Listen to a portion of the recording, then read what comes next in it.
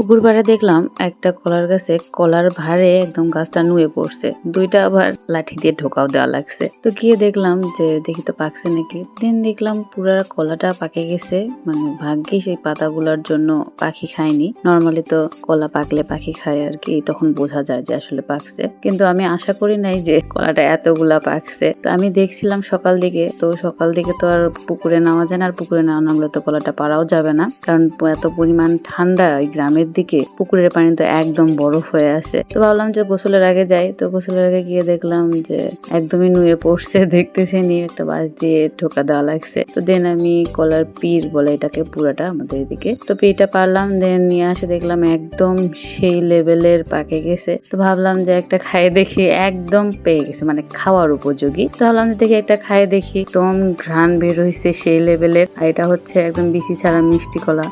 এটা কি জানি কলা বলে জানি না, বাংলা কলা না কি কলা, আব্বু কই থেকে জানি চারা গাছ নিয়ে এসে লাগাইছিল। এই টাইপের কলা হচ্ছে আমি খাচ্ছিলাম যখন আমরা কক্সবাজার গিয়েছিলাম। ওই বিচের পাড়ে যে টাইপের কলা পাওয়া যায় না, টেস্টটা সিমিলার ওই টাইপের। মানে ওরা তো যেগুলা পাহাড়ি কলা ওরা দেখতে একটু আলাদা, মানে বড় বড় হয়। আর এটা হচ্ছে যেহেতু গ্রামীণ মাটিতে হয়েছে, মানে এদিকে আর আমাদের উত্তরাঞ্চলে, তো একটু আলাদা।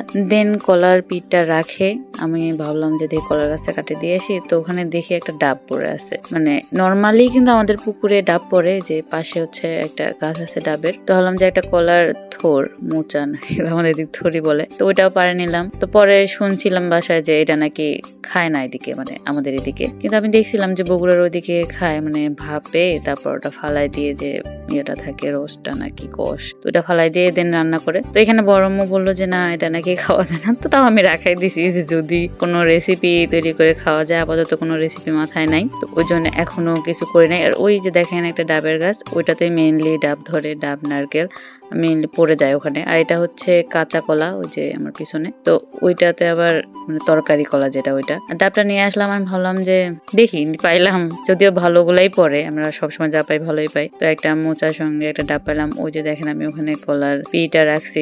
এই টাইমটাতে হচ্ছে আমার মেয়ে ঘুমাচ্ছিল, সে থাকলে তো অবশ্যই পুকুরে নামতো, মানে তার এতই যে পুকুরে নামাই লাগবে। আমি পানি মানে সে পানি দেখলেই, আর সঙ্গে যদি আমি নামি তাহলে তো তার নামাই লাগবে। ভাগ্যি সে ঘুমাচ্ছিল। দুপুরবেলা একটু পার হয়েছে, মানে বিকাল দিকে আর কি, কিন্তু প্রচন্ড রোদ ছিল, ওই জন্য আর কি নামতে সাহস পাইছি, না হলে তো সেই লেভেলের ঠান্ডা পানি থাকে। তো দেন আমি কলা যেটা খাইলাম ওই মোচাটা না খোসাটা আর কি নিয়ে আসলাম, একটা ছাগলকে দিলাম, সে খাইলো। তারপর আবার আরেকটা ছাগল দেখতে আসছে যে আমাকে দিল না, হারে বেচারা। যে কোনো খাবার তাদের একজনকে দিলে বাকিগুলো একদম হামলে পড়ে দুইজনই, মানে পারলে ওর মুখ থেকে কারেন্ট এরকম একটা অবস্থা হবে, সরাই দিলাম। যাই হোক, আজকে ভিডিওটা পর্যন্তই। ভালো থাকবেন সবাই, আল্লাহ হাফেজ।